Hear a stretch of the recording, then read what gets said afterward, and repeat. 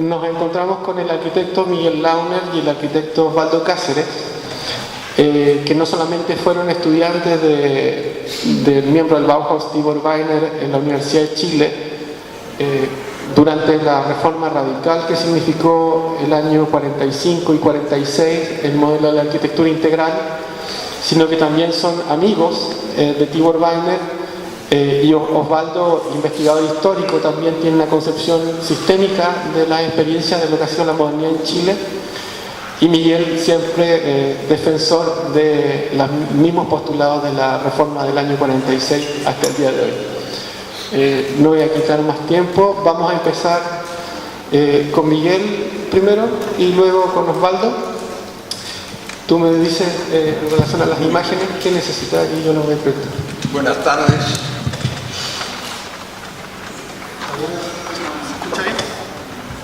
El año 1945 se generó un movimiento estudiantil de gran envergadura y muy prolongado, que virtualmente ocupó todo el año, en la Escuela de Arquitectura de la Universidad de Chile. Los alumnos que ya habían tenido el año 1933 y 1939 dos movimientos análogos en protesta por la naturaleza de un plan de estudios que consideraban divorciado de la realidad.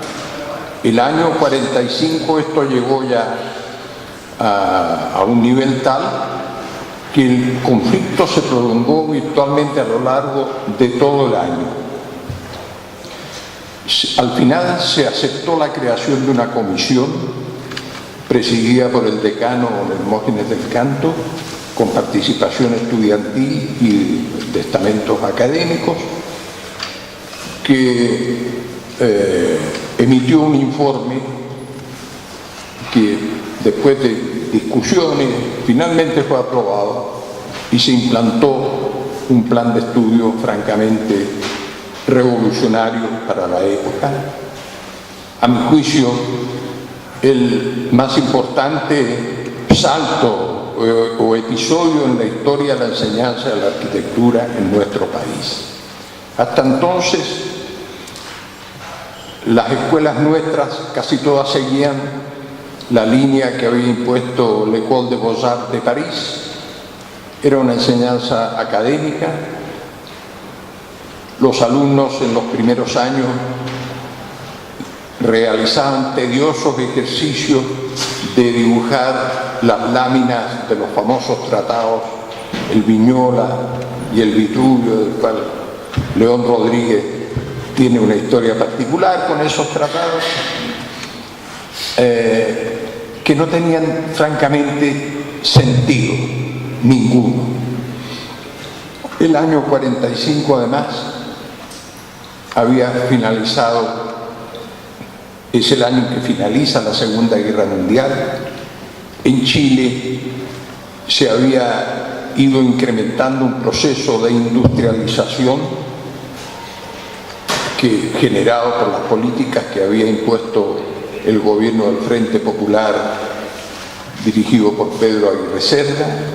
Se habían producido fenómenos como, por ejemplo, las migraciones del campo a la ciudad, en virtud de la cual enormes masas de la población emigraban de un campo que, aún sometido al régimen del latifundio, era incapaz de retener a su población, que solo veía opciones para su futuro en las ciudades.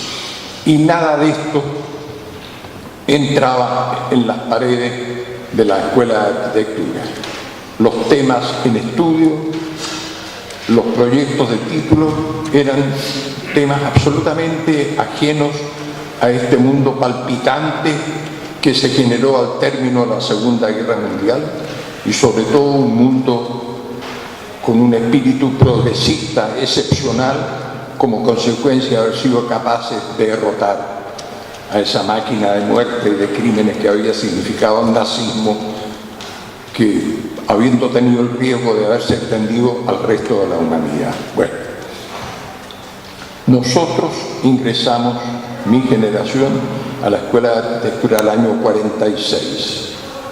Y nos tocó entonces vivir como conejillos de India de este primer nuevo plan de estudio, anclado en el mundo moderno, en esos tiempos, mirando al país en el cual nosotros nos tocó la suerte de vivir.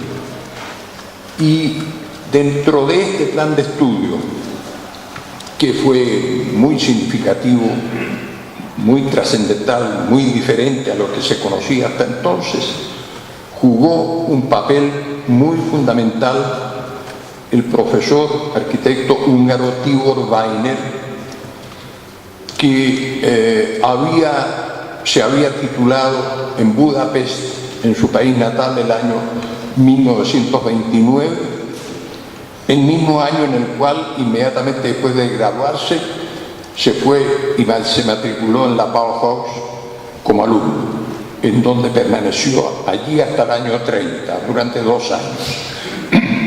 La Bauhaus en ese tiempo estaba bajo la dirección de Hannes Mayer, que había sustituido la conducción de Walter Gropius en la Bauhaus, impregnando la escuela de un espíritu más social.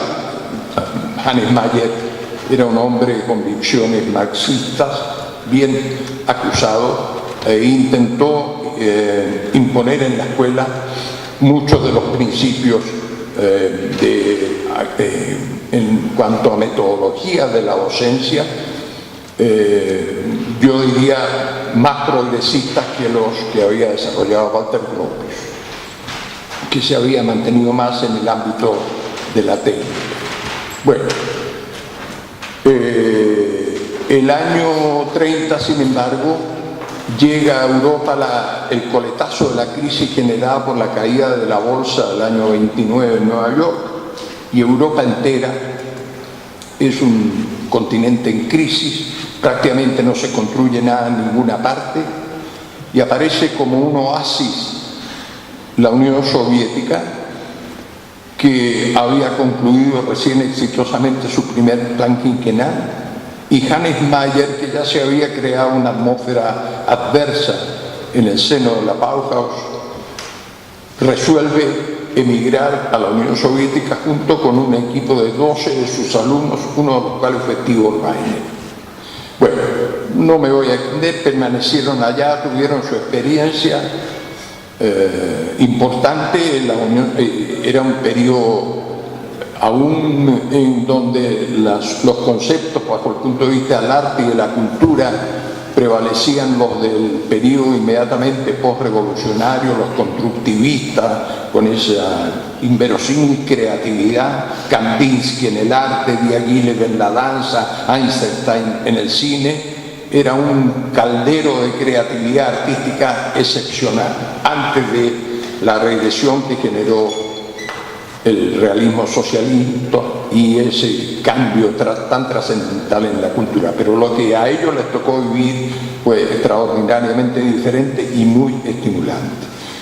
Sin embargo, la proximidad de la Segunda Guerra Mundial hizo muy difícil continuar viviendo en la Unión Soviética. Weiner regresó a Europa, no podía regresar a Hungría, su país natal, porque estaba bajo un régimen fascista. Llegó a París, estuvo un tiempo y finalmente logró aterrizar en Chile. Nosotros tuvimos la bendición de que los dirigentes estudiantiles que condujeron el proceso de la reforma se vincularon muy pronto con Tibor Weiner. Y él fue muy importante en la estructura y el contenido que asumió el nuevo plan de estudio, incorporando muchas de las metodologías y de las ideas que él había recibido justamente en la Bauhaus. Y entonces a Tibor se debe fundamentalmente esta concepción de lo que se llamó el arquitecto integral, en el cual se definió la arquitectura en un diagrama que es un triángulo isósceles, que ustedes tienen ahí a la vista,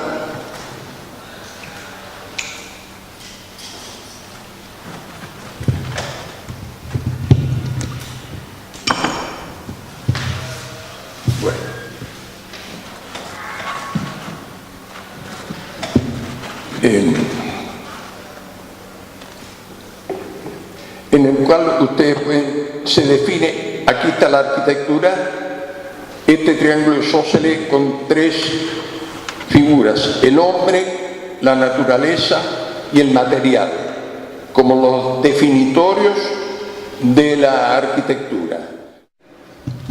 Los proyectos de arquitectura, todas las otras materias concurrían, las materias de construcción, de estabilidad, de instalaciones, todas concurrían al mismo taller, no eran materias divorciadas unas de las otras.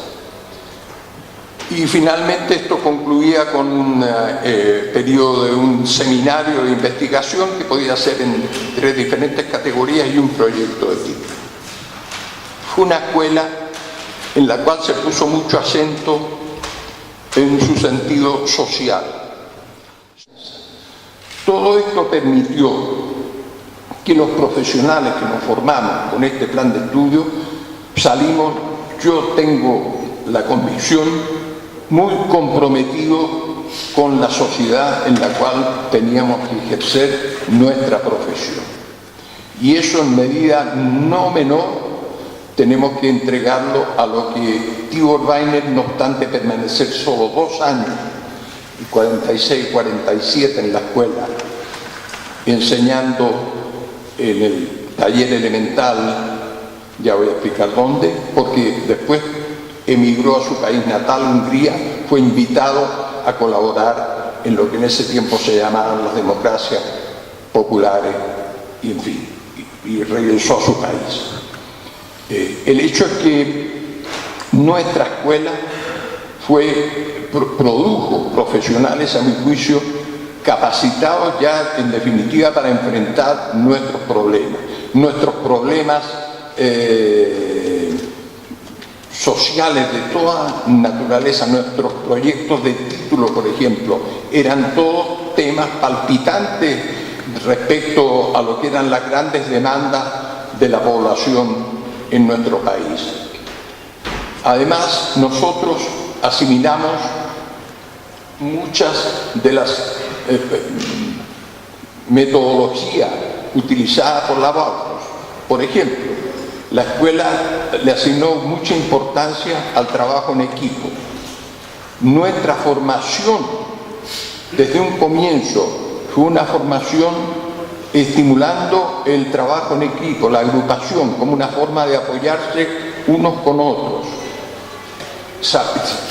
tratando de aprender de un compañero lo que nosotros, los conocimientos de los cuales nosotros carecíamos, y estimulando el trabajo en equipo. Nuestros proyectos de título fueron proyectos colectivos, no individuales, y finalmente salimos a ejercer la profesión constituyendo talleres, oficinas de arquitectura colectivas, que rápidamente en los años 50 mostraron las bondades que habían recibido el nuevo plan de estudio, ya que en gran parte de los concursos de arquitectura que tenían lugar en esa época, particularmente en materias de vivienda social, nosotros tuvimos éxitos muy significativos.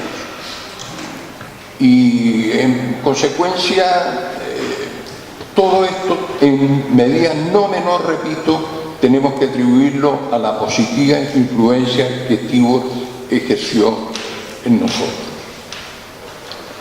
La escuela también, en general, el plan de estudio igualmente trató de recoger estos conceptos que Walter Gropius incluso planteó claramente en su manifiesto famoso de 1919 que da nacimiento a la Bauhaus, en el sentido de la integración de la arquitectura, la pintura y la escultura, como un sello que marcó también a nuestra escuela y que nos marcó a nosotros en nuestro ejercicio profesional. Nosotros nos esforzamos al salir a ejercer la profesión en cumplir con este propósito. Y yo pondría como un ícono significativo, la culminación de este concepto, lo que fue nuestro proyecto de arquitectura para el edificio de la UNCAC 3, en el cual la integración entre arte y arquitectura fue algo excepcional. Los artistas llegaron allí no a colgar unos tapices una vez que el edificio estaba concluido, sino desde que se inició el proyecto hubo integración premeditada, consciente con los artistas. Los artistas colaboraron con los arquitectos en el diseño de los pavimentos, de los revestimientos, en la lampistería, en las puertas y ventanas, etcétera, en las claraboyas para iluminar los accesos. Fue una maravillosa integración, excepcional, tal vez no consciente por nosotros, nunca imaginamos a un comienzo que podría llegarse a eso, pero se fue generando y eso fue de alguna manera producto de esa semillita que se había plantado en esos años con la experiencia, con la conciencia de que la Bauhaus había sido en ese sentido un motor para recuperar lo que durante la época del Renacimiento fue un sello de la arquitectura, que no era posible distinguir un arquitecto de un artista, ¿no? En consecuencia, nosotros tenemos, en particular, quienes nos formamos en esa escuela de arquitectura, mucho que agradecer a la influencia de la Bauhaus transmitida por este maestro que tuvimos la fortuna de tener, Tibor Weiner. Quiero decir que nosotros, mi esposa y yo y otros compañeros, tuvimos la fortuna de reencontrarnos con Tibor Weiner el año 1963 en La Habana y en Ciudad de México.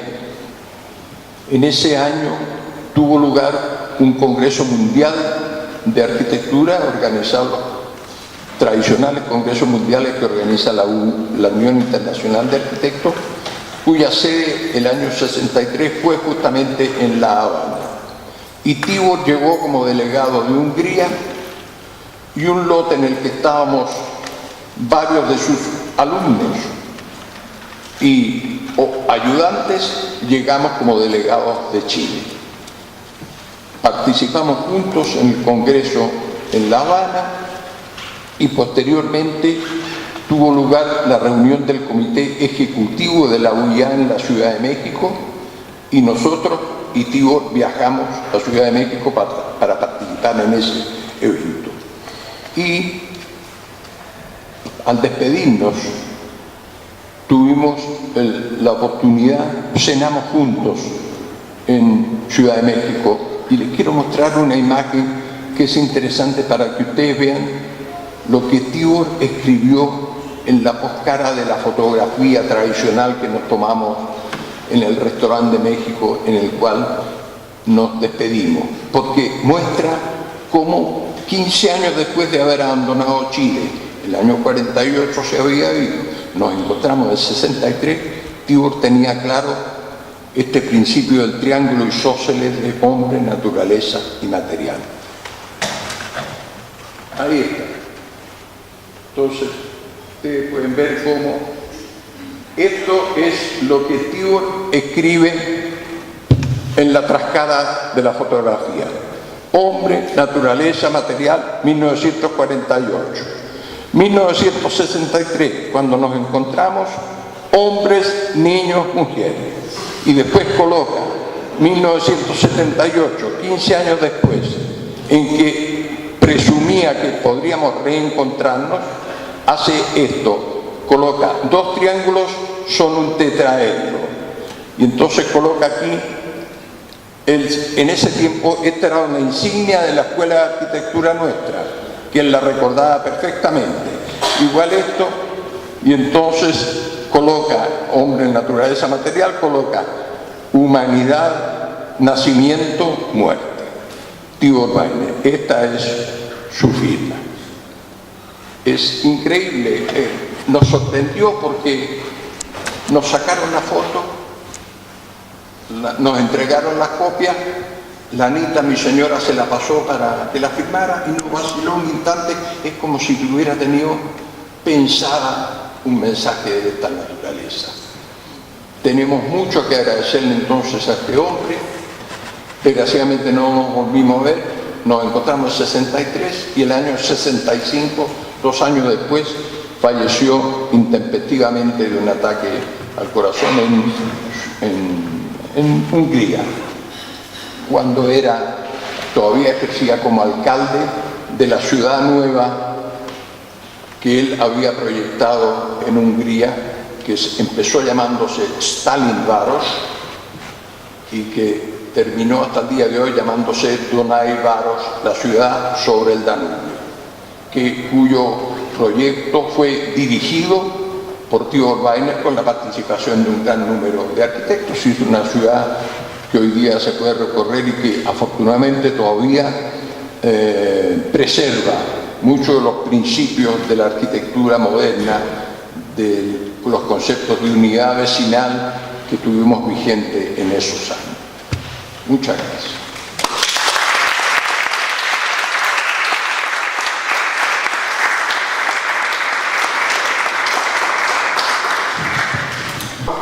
Es el papel que quieren hacer jugar a Walter Gropius. La reza personalidad de Gropius sería simplemente ser un personaje creado por la Bauhaus. Para algunos arquitectos la Bauhaus es todo y Gropius un elemento de ella. Esto es una realidad porque justamente es mérito de Gropius, junto a otros arquitectos, haber creado la Bauhaus. Gropius es mucho más que eso. Gropius junto a Le Corbusier y Mies van der Rohe son los más auténticos representantes de la arquitectura universal contemporánea. Sostengo que la arquitectura está por encima de cualquier exposición particular que pueda realizarse, por importante que sea. Esta aparente discrepancia entre una carta y otra también corresponde a la diferencia entre las generaciones. Echeverri pertenecía a la generación de la Reforma, pero es uno de los líderes de ella junto con Abraham Shapira y Hernán Bembe. A la generación del 50, como la llaman, pertenecen en literatura José Donoso y Enrique Lin, en música Gustavo Becerra y David Chilot, en pintura José Valver, Gracia Barrio, José Venturelli y Julio Escámez, mientras que Enrique Guevara, como arquitecto, pertenece a la generación del 38. Nosotros que pertenecemos a la misma generación de la Reforma, aunque ingresamos con 5 años de diferencia a estudiar arquitectura en la Universidad de Chile, empezamos a ejercer a comienzos de la década del 50. Viene publicado un libro Abraham Shapira titulado Crónica Cincuentenaria, refiriéndose a su... ¿Hasta más no se escucha bien? No se escucha bien porque estás hablando para arriba. Allá.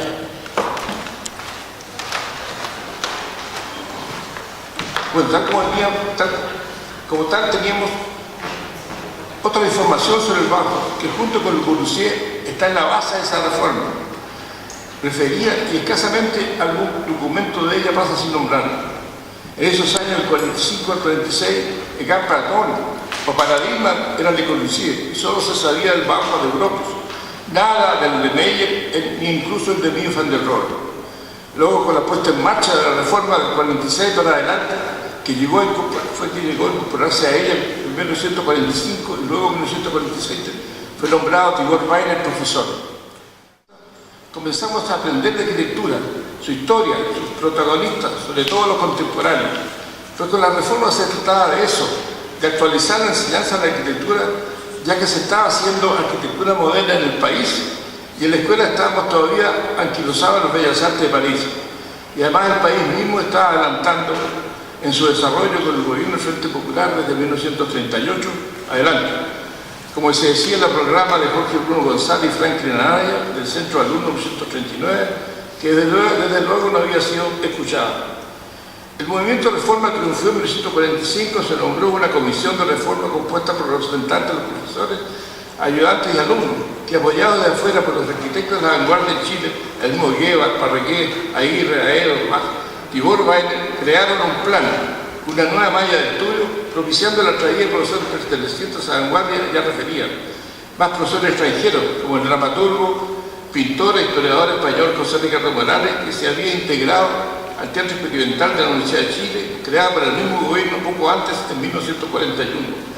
Y el arquitecto es baugiano y colaborador de Hannes Mayer en el bajo de Saus y la URSS, el húngaro Tibor Weiner, que había llegado a Chile en la misma época que Morales, como el resto de los llamados refugiados españoles, el Estadio Nacional, donde estuvieron el arquitecto catalán Germán Rodríguez Arias, los después pintores Rosenthal, José Wagner, el polaco Mauricio Amter, también el arquitecto rumano Sánchez Cobo, que fue profesor de construcción un tiempo después y dejó varias obras más importantes, el edificio en la calle 21 de Mayo con Mapocho.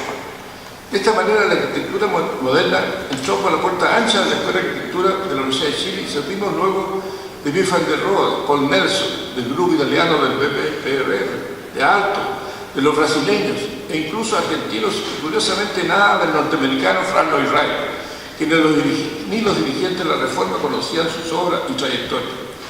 El Bauhaus es la síntesis de lo que venía de antes en la arquitectura de 1910, en que nace el arte moderno con Braque y Picasso en sus exposiciones, los propulsores y sus discípulos, como el mismo Van der Velde que le cedió a Baloglius sus actividades docentes. En esa síntesis están incluidos los constructivistas rusos con el Lissinsky, que hizo docencia allá y le publicaron trabajo, los de Stig Blandese, con Van der Mondrian, que asimilaron la influencia del Reich y su exposición en Berlín de 1911. Toda esa amalgama de descendencia se encuentra en el Bauhaus y sus diferentes periodos, lo cual demuestra lo que ellos mismos plantearon siempre, que no pretendían llegar a un estilo en arquitectura. La arquitectura en esta escuela, que fue principalmente una escuela de diseño, se empezó a dar en los trabajos murales de Schlemmer, en el edificio de Van der Velde en Weimar, con el diseño de la casa y otros proyectos George Bush, Kahn Hall, y desde luego en el diseño de Europa para el edificio de Sau a cambiarse de esta ciudad inaugurado en 1926. Reich es una de las vertientes de Estados Unidos, aparte de los europeos, con sus precursores Richardson, Sullivan, Roth, etc., y es un tipo de influencia paralela a los rusos e indirecta a través de los nombrados. Todos estos de la vanguardia influyen en el Bauhaus, y esta llega a América por las revistas y los pocos arquitectos que viajan a Europa y los que emigran de allá después de la Primera Guerra Mundial, los de la Revolución Rusa, Warshawski a Brasil, los hermanos Freitag a Chile, a México, Candela del exilio español, 1936-1939, que llevó más de 50 arquitectos a México, solamente de Argentina, Perú y Chile. Los rusos, Fedorov, Jaime, viajan a Europa, Chad, Azul, Arrael, Martínez, Mardones, y Dávila, que visita el Bauhaus y trabaja con Fantor Gerlov, ligado al estilo. Arrael, que se encuentra con el Bauhaus de Beyer en 1929. Martínez no, porque no le interesaba la arquitectura moderna, como decía Guevara. Pertenece a todos estos a la generación del 20, además con Hernán Vega y su grupo de la zona del carbón, con la red Geise y Barceló, Lira. La revista española, por donde llegaba mucha información, decía Santiago Aguirre, se interrumpe con la guerra civil del 36 al 39, pero continúan hasta el 39 la alemana y francesa, New Bauhausmann y la arquitectura y al este de Estados Unidos llega Knut Lomberg-Holm, de Dinamarca, vía Alemania, y al oeste Richard Neutra de Austria, que hace de corresponsales del CIAM de esas dos regiones. Pero la influencia del Bauhaus y de los CIAM, o sea, de la arquitectura moderna, llega a ese continente con estos arquitectos europeos, se desarrolla de diferentes formas a la de Weiner, Mayer y Weiner en Sudamérica. Allá promueve la tecnología y el productivismo Knut Lomberg-Holm, después de estar afiliado a los grupos radicales constructivistas europeos. La tecnología la pensaban como un autónomo agente de progreso, la tecnología, más que una herramienta de cambio social, como independiente modo de instrumento occidental de civismo, criticando el laissez-faire, el sistema del liberalismo, la diferencia fundamental de lo planteado por Estados Unidos en el este y por el oeste, con lo de Meyer y Weiner, es la intención de esto de querer cambiar el mundo. Meyer y Weiner seguían con la idea de cambiar el mundo, lo que en Estados Unidos no se estilaba. De ahí deriva Louis Mumford o Mr. Fuller en Estados Unidos. La Bauhaus de Weimar y de Sau quería crear comunidades, como planteaba Gropius, y lo reforzó en su libro Rebuilding Our Community después de la Segunda Guerra Mundial. Se trataba de rescatar la comunidad existente, o el tejido social, como se habla aquí, y aquellos querían generar comunidades de artesanos y artistas, como fue en el fondo lo de Sau, con su edificio de enseñanza, las casas de los profesores y aún el conjunto de Tortel, que era el proyecto de crear estructuras, ya que concebía la sociedad en base a estas comunidades, lo cual, si bien es utópico, era un proyecto de reforma estructural de la sociedad que en un principio se desarrolló en Dessau, y nosotros en Chile, en nuestra escuela de la Universidad de Chile, en la aldea que constituimos los aldeanos, como nos llamamos en la Federación Estudiantil, ya que hicimos de eso toda nuestra vida, y después de recibimos hasta el 63, en que muchos de la escuela ya se venían al resto del país, generando allí también otras comunidades, en torno al terremoto del 60, hasta la unidad popular del 70-73 en Concepción, por ejemplo. En Santiago se crea el grupo plástico en 1948 en una gran exposición en la Casa Central de la Universidad de Chile. En sindicatos y en Concepción se realizan audiciones radiales y publicaciones, como la página de arquitectura de la revista ProArte, la revista Nueva Visión, la revista de la Escuela de Leyes, trabajo en la Asociación de Estudiantes de la Universidad de Concepción y Federación de Estudiantes de Chile en Santiago, en la Alameda. Trabajo en equipos como la participación en el concurso de la Escuela de Medicina y los equipos de Beneman y Francisco Reyes Catalán. También el cine, como órgano de creación y difusión con los documentalistas Sergio Bravo, Pedro Chacchi y luego Javier Lizima Gutiérrez en Concepción.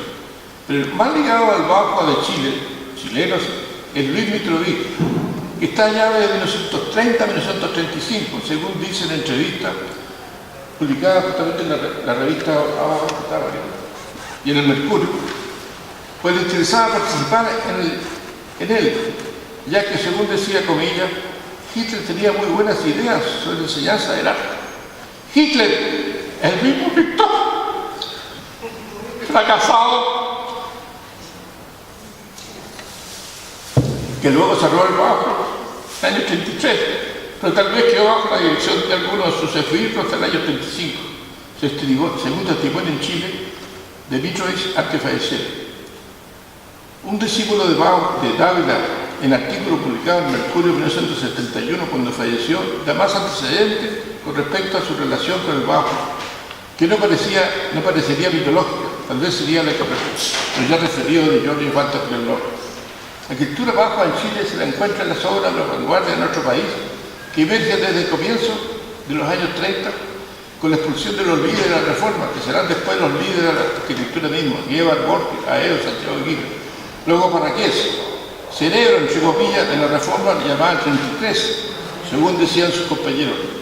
La arquitectura que se hacía podemos considerarla de los precursores de la arquitectura moderna en Chile, influenciada por el Art Deco de los años 20, como Victor Oclea, francés llegado la primera década del siglo XX y fallecido en 1928, que colaboró con numerosos arquitectos chilenos sin que estos lo hayan reconocido entonces, y realizó obras propias, como los hangares de aviones de los espejos, muy modernos, y edificios en Puerto Montt, en hormigón armado. También es el caso de Couchet, que hace arquitectura Nouveau o Art Deco en sus obras, como el edificio en la calle Merced, frente al Parque Forestal, similar al edificio del diario La Nación de Barceló Lira, preso del año 33 y fusilado del año 36.